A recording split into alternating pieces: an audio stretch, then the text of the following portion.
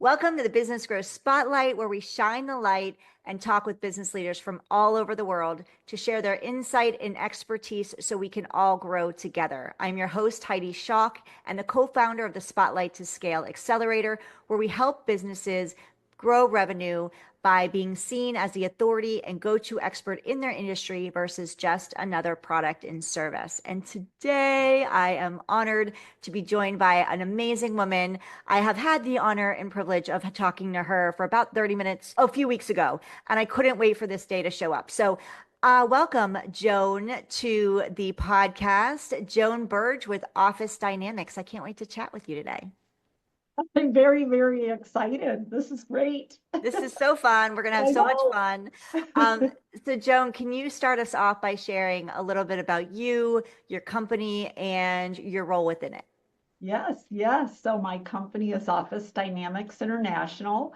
I am the founder and CEO. I started Office Dynamics in 1990. So we're celebrating our 35th year anniversary Wow. this year.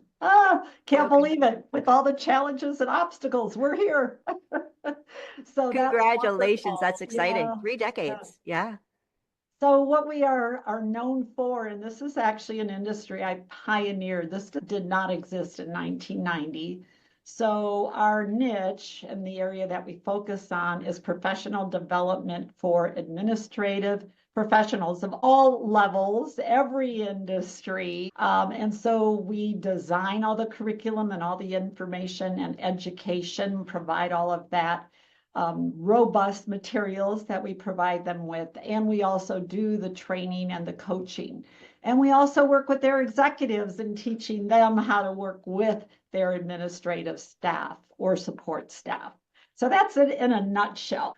Amazing. So, what inspired you to start this company? You mentioned that you pioneered this space. So, can you share with us the inspiration and the driving force behind it? Yes, it was rather interesting actually. What drove me to it was I saw a gap in the training that administrative professionals got versus what management received and executives. So prior to starting Office Dynamics, I worked in the administrative profession for 20 years and I worked in 12 different companies in 5 states. So I had a Wow. lot of experience and it was great. I was fortunate to work for some outstanding executives who taught me how to be a strategic business partner. I had a few experiences where they just were the boss, and so I didn't stay there very long because that wasn't for me. I was an eager, hungry assistant. So if there was a great opportunity, I moved up. And then we also moved to various states because of my husband's career. So that's why there were so many changes.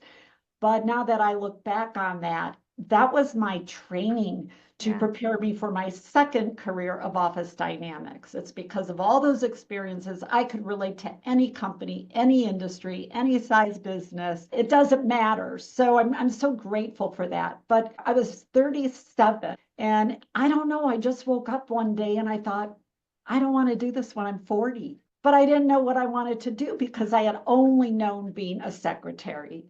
I Mhm. did not have a college degree. And so I don't know where that feeling came from. I just knew it was there.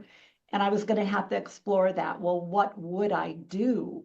So Right. at the time, we were in Asheville, North Carolina, and I had a really good friend there. Actually, she was our employee assistance counselor in the organization I worked with. Her name was Vo.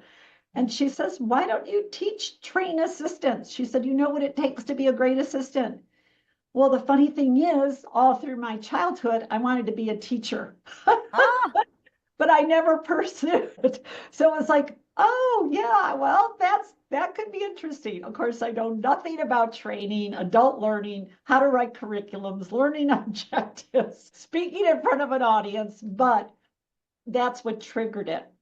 And then I started to realize that there was a huge gap between the education my executives and other leaders were getting compared to administrative staff, which was really nothing for our career.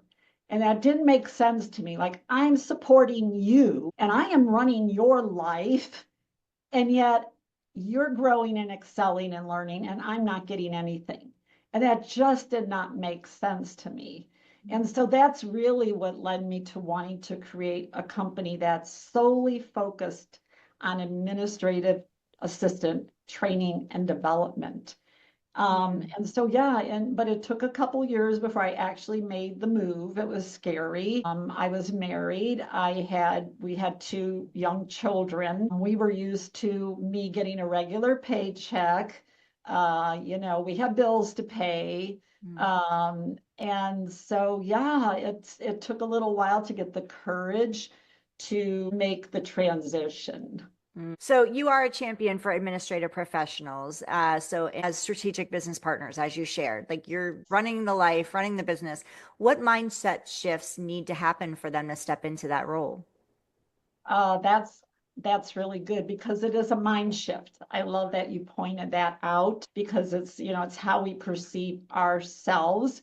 And there's a couple pieces. So first of all, it's our perception. If you perceive yourself as a person who just takes orders and do what you're told and you're not supposed to cross the line, that's what you're going to do. If you perceive yourself as this intelligent human being who does know a lot of what's going on and that you work in partnership with someone, not beneath them, then you are going to act differently. You are going to talk differently, right? So you've got to mentally see that, but that's not easy because for years and years and years and decades, assistants were thought of more as task doers, order takers. Give me the order, I'll do the task, and I'll do it quietly, and I'll do it really great. So that whole shift, which started years and years ago, was to stop seeing yourself that way. So it isn't like you just turn it on and off. It takes a little while to shift that thinking and feel that confidence within yourself.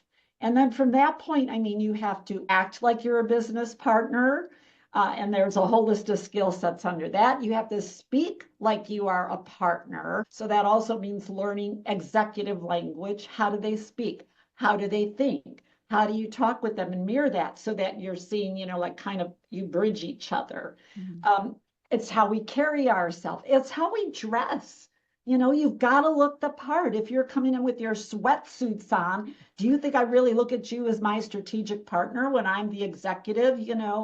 So it's all of those pieces that you have to pull together. And it does take a while. And this is where our training comes in, teaching assistants how to be assertive, how to command respect, how to set boundaries, how to be proactive, initiate ideas, that language you use. But it's an important shift. Yeah. So now, what now we just you shared about the mindset shift, and I love that you brought up dress because it seems like it's gotten more casual. Like I have teenage kids, and my son is now starting to like really pay attention to what he wears, but the kids in the high schools and stuff, they're just rolling out of bed and wearing pajamas to school. And I'm like, oh my gosh, how do we shift all of this? Because again, how you show up is how you're perceived. And in school, it may not, and I think that also I am a big believer, it attributes to grade success as well as success in school. But that's a whole nother topic. But I agree with you on that. You want to show up, to present yourself in a way that they're going to want to see you in the same light that you want them to see you in. And I think that's I'm glad that you said that because I think that gets swept under the rug a lot. And it's an important piece that I think we've lost along the way. Yeah, and it's a big piece because while people think it doesn't matter, and unfortunately because of the pandemic, everything has kind of stayed casual. So really quick to this point, when the pandemic hit, we were in survival mode. Believe me, we didn't care what we looked like and it didn't matter. People were showing up on camera like, forget it, right? But we didn't care. We were trying to survive.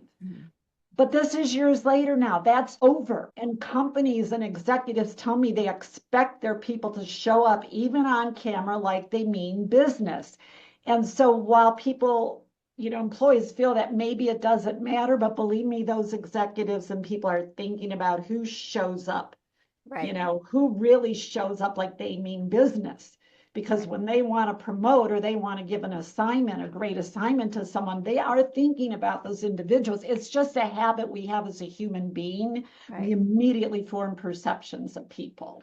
Yeah. Right? And you're part of their visual of the company. You're part of the brand. Right. So you want to show up on point. Absolutely. So what are some key leadership qualities that administrator professionals need to develop to stay competitive in today's business world? For your leadership qualities is thinking strategically. That's a big one because we've been teaching, there's strategic thinking, first of all. And again, you're not just a task steward to be strategic. So what does that mean? They'll say, well, what does that mean? It means you really have to look at all the pieces of what's going on. You have to look at what is coming up in 2 weeks, 3 weeks, 3 months from now, and strategically plan things, place them purposefully and intentfully. Or one area that seems really simple, but it's so important is the executive's calendar. Today a lot of people are using the tech tools, just pick a date and that's it. I will not let anyone but my assistant touch my calendar because strategically, I want her to think about it strategically. Where was Joan? What is the level of intensity of the meeting she's in? Was she traveling? Is she going to have jet lag? Do you see that strategic thinking? So that's an area when assistants are, whether they're working on the calendars or meeting planning, even their task, the workload. That's what leaders do. We think from a strategic perspective.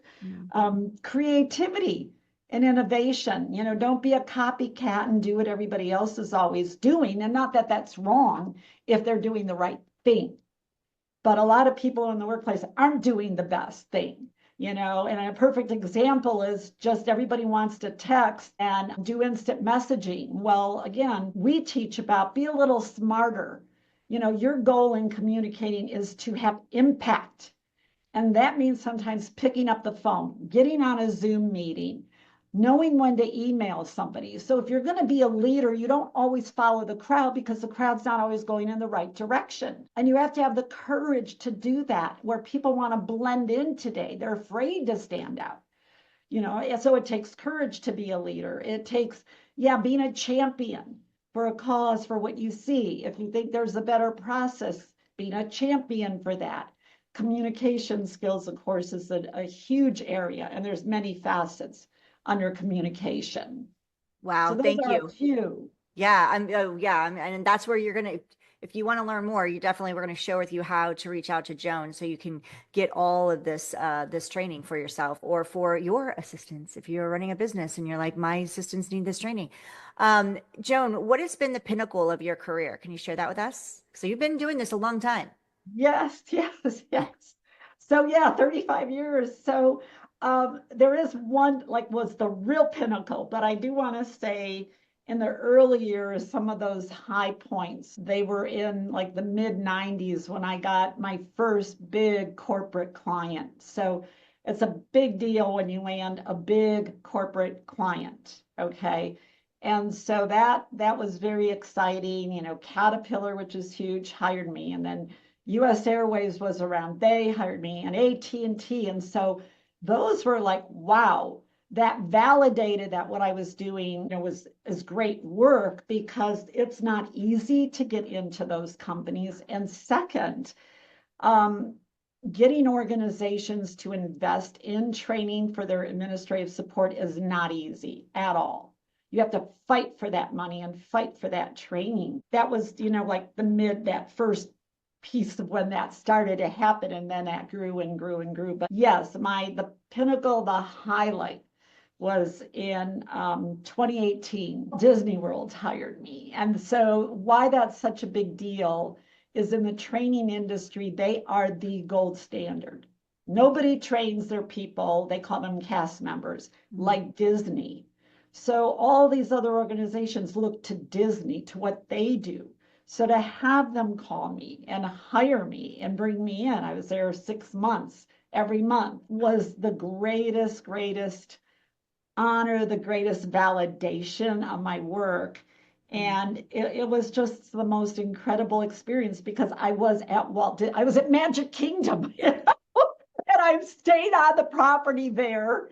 And the Disney University is like nothing else you've seen. It's not a boring training room, it's Disney everywhere. So like the experience was absolutely incredible for me. and I was training 25 of their top assistants in one of our flagship training programs, the STAR program. And the way they treated me was phenomenal. Like you would have thought I was the client, you know? And so I also want to show with you, I don't think I showed this to you. I received, this is their Oscar. Ah, And they do not give this out to many people, especially external. So when they presented this to me, that also meant, you know, so much to me. yeah. So that So was the pinnacle.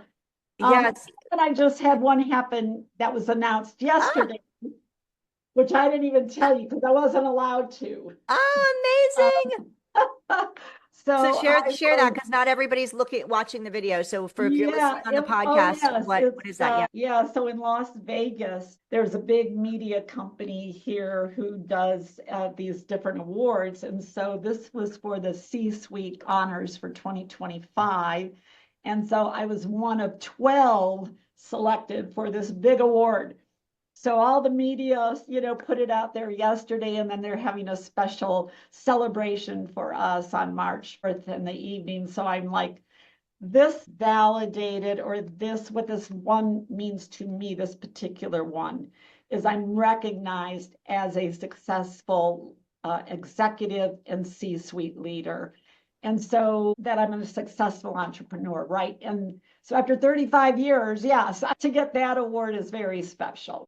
Yes, and congratulations. What a huge honor. Thank you. Yeah.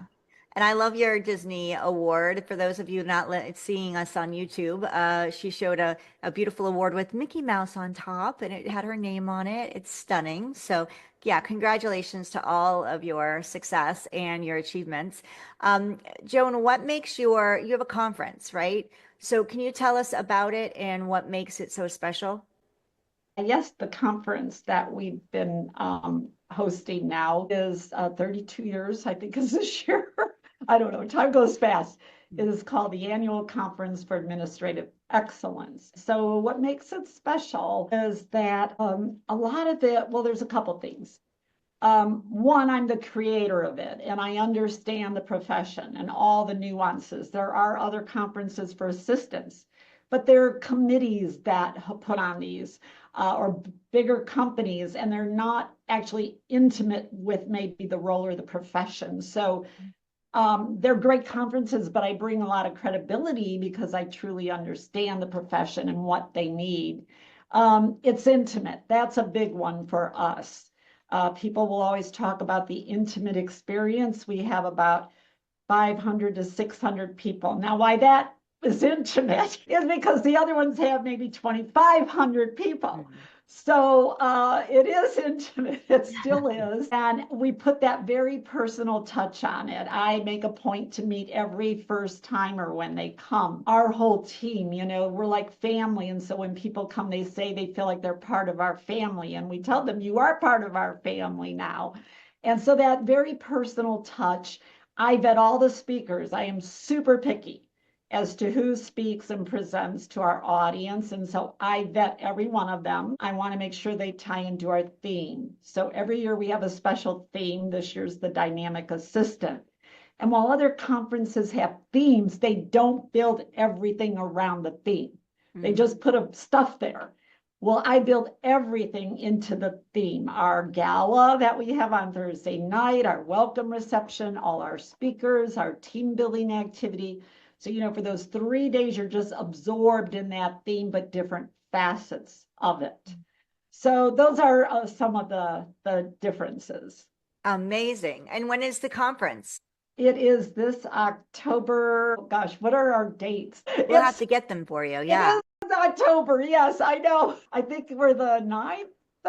Yeah. Okay. Well, we're gonna find That one out. we'll have to find out for you. Yes, Sorry. we will Yeah. find out No, and we'll add it to the good. show notes for sure. I'm going to go into your form and see if I have a link for that. Um, Yes.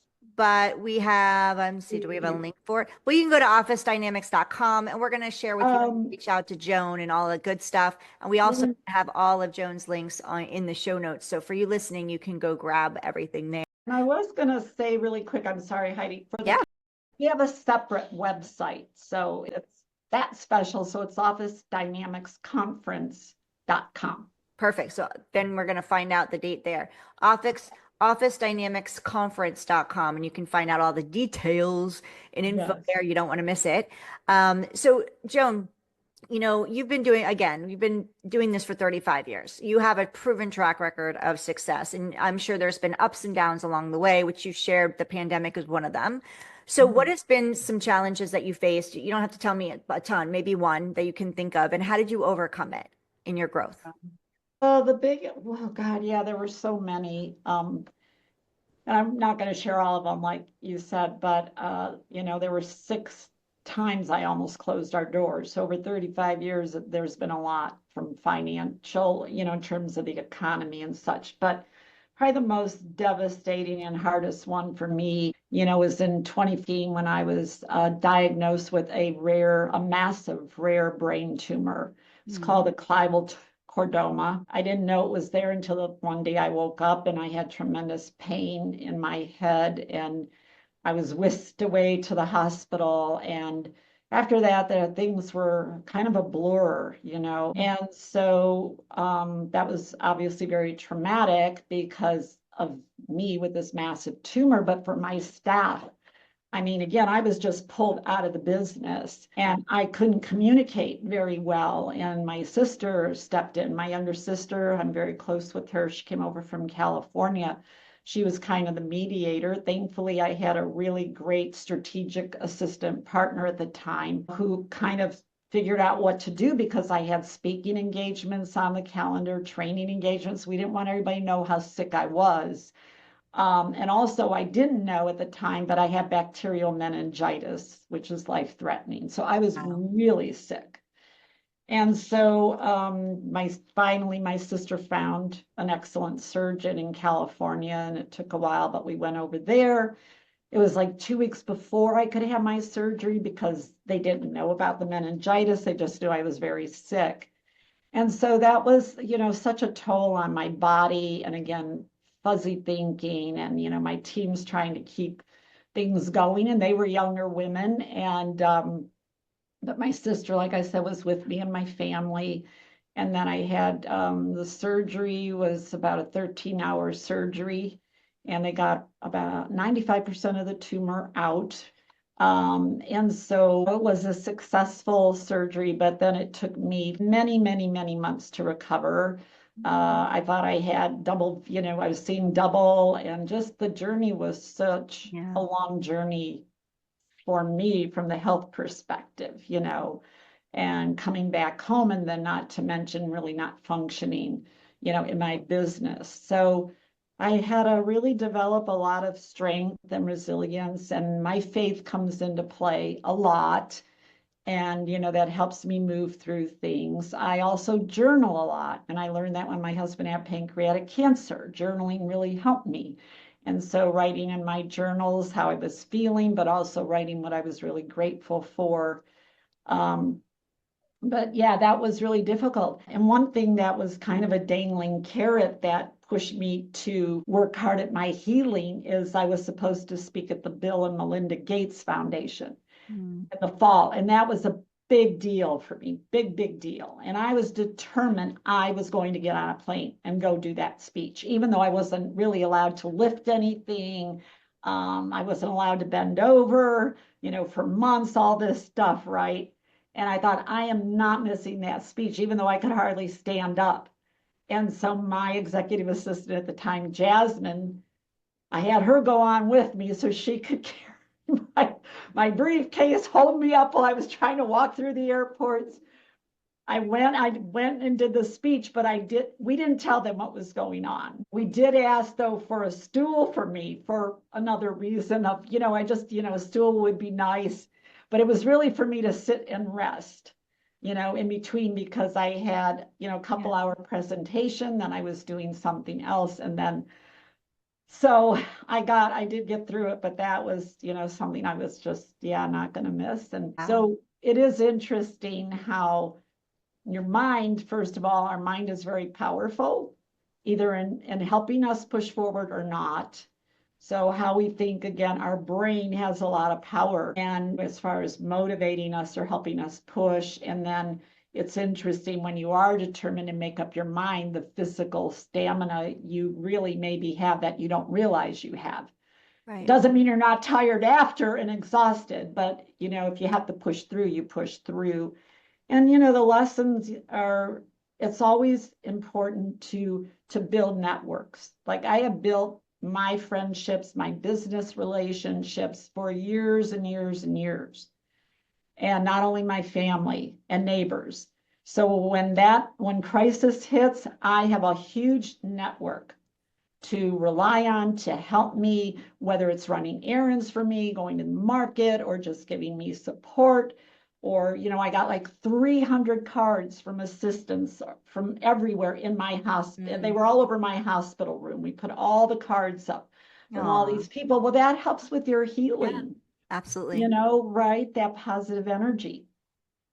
Yeah, absolutely. Thank you for sharing your story and your journey. I'm grateful and so glad that you're better now and they were able to get, like you said, 95% of the tumor out. And I know the journey was long, but like you said, you have amazing team, amazing support, and that's really a key takeaway for many people listening in their business. It's really important that you build a strong team. And that trust and support is instilled within your internal team because that filters out into the outside space. So, Joan, can you share with us who do you work with? Like, who's your ideal clients, and how do you get in front of them? How do they find you? How do you connect with them? What are you doing? What do you do marketing wise that works for you? Mhm. Because you've been doing this for a long So, time. yeah, our over the years, our clients have mostly been large organizations and corporations, the Fortune 500, we serve a lot. However, with that said, we also work with mid-sized businesses and even some really small businesses. Here in town, I work with small businesses who bring me in for coaching or even working with the business owner and helping them run a business, but also how to get organized because that's something I am really good at. How do you manage and juggle all these projects and your priorities? I have that down pat. So I also work with that and do virtual coaching as well. So as far as our clients, so we have a couple actually different audiences within that, which makes our marketing even more challenging. So we have the administrative assistants, key and marketing to them, speaking to them. And then the people who actually hire me to come into a business are either the human resources department or the training and development department or the corporate university or the executive. So that's an entirely different audience we have to speak to. So our website is set up that way. Depends on who's searching us, right? And we're going to speak a different language if it's the company investing the money.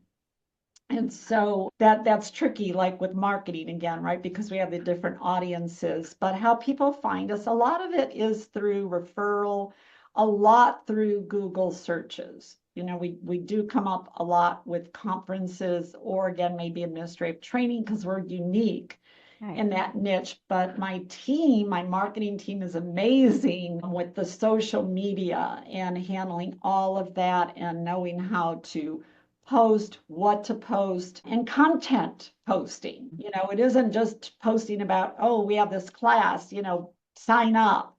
It's really our goal is to deliver content to show people what we know and then, because of that and our credibility, and they realize they can trust us, then they will want to take classes from us. Right. We have our blogs that draw in people. Of course, they read, if they're reading our blogs, they find us that way.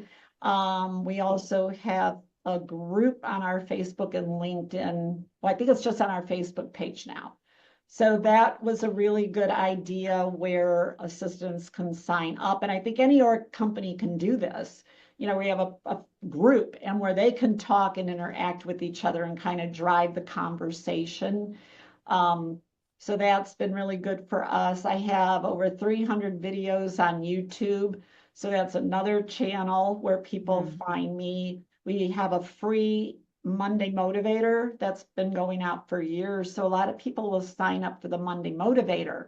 But after quite a while of reading it and seeing it, then they might sign up for a class then because Right. they had that exposure. And then I have my books. I have 8 or 10 books I've written. So people find us through the books as well. So there's a lot of different ways people can find us or learn about us.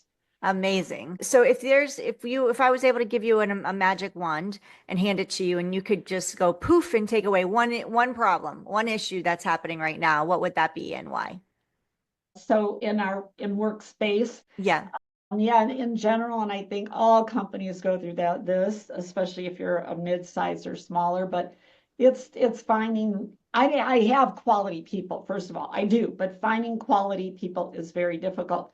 But it is when there is a transition, because we're in a transition right now of one of our marketing individuals who's going to be leaving us in a week. And we just brought someone new on actually 3 weeks ago before we knew that was happening. So, that's the challenge is when you're going through transition with staff or some kind of business transition. Yeah, because it disrupts. You've got your flow going, and now all of a Yeah. sudden you've got to readjust, right? And Right. reposition and who's going to do what. So that's a current one, but many companies can relate to Yeah. that. I'm sure Absolutely. finding quality people today is difficult. And so for me, my principle is when you have quality people, really take care of them. And I do a lot of things for my staff. And this is just kind of one of those things, where Yeah. there's a change It occurring. happens. That's what part of growth is for Yes. your team and for the business and for you as well. One more question for you, Joan. If we were able to come back in a year and have you back on and revisit this conversation, what would success look like for you in Office Dynamics? That's such a good question, because I feel like we are so successful, but a year from now would be that we have reached thousands of more people. That's my dream to continue reaching and helping people in their work life as well as their personal life. We take a holistic approach, and I love helping people. So I want to touch more lives and give people the tools and the knowledge that they need to be not successful, because that's different for everybody, but to really thrive in today's crazy world, Yeah. because it's crazy, personally and professionally. So I want to reach more and more people. I love it. I love it. Well, hopefully this podcast helps you do that. So thank you for being here, Joan. How can people connect with you and reach out to you? Oh, and be real quick before you Yes. answer that, Joan, the conference is October 14th to 17th in Thank you. Las Vegas. And for you listeners, you can go to officedynamicsconference.com, Office 14th to 17th. So make sure you go check it out and go get it. Thank you so Yeah, you're much. welcome. Sure, I don't have my own days, but That's okay. You have a every lot year going it's on. on. Oh, which Yeah. week are we doing this year? No, it's okay. I want to live like you. Just tell me when to show up and where to show up and I'll be there, Yeah. right? And your team handles all the rest, which is how it should be. So no, that was Oh, great. So can you share with us oh, again? to learn more, yes, at Yeah. officedynamics.com. No.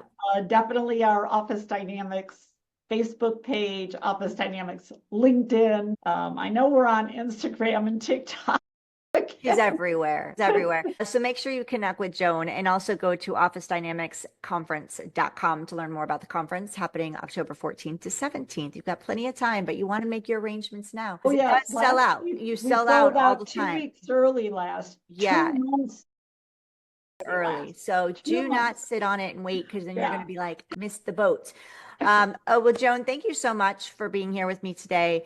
And thank you for listening to Joan and I. If you're watching us on YouTube, please go ahead and leave a comment for Joan below. Also, subscribe to our channel. If you are listening to us on your favorite podcast platform, like Apple or Spotify or Amazon or any of the other platforms, and you can leave a review, please leave a review. This helps us reach more people.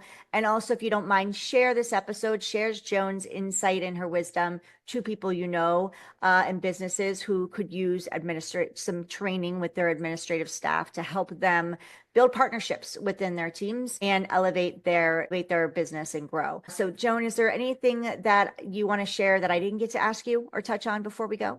Oh gosh, I don't think so. We covered a lot of We territory, did. didn't We we? did. We did. Absolutely. Well, thank you for bringing Thank your you. beautiful, shining you to the show and to speaking Thank with me you. today. I'm so grateful. And thank you for listening to Joan and I today on the Business Growth Spotlight podcast. If you are looking to elevate your visibility and you're feeling stuck and don't know what to do next and everything you're doing just isn't getting you to where you want to be, then go ahead and grab our Spotlight to Scale blueprint. You can go to spotlighttoscale.com/blueprint and grab it. It's free and a gift for you. So thank you again, Joan. Thank you Yep, all for thank listening you to so us. much. Appreciate it. Absolutely. And hopefully we can bring you back on this podcast in a year and Yes. revisit and see what's been happening in your world. Okay. And I can't wait to hear more about all the conference as well. And thank you for listening. And Thank we'll see you. you all on the next episode of the Business Growth Spotlight.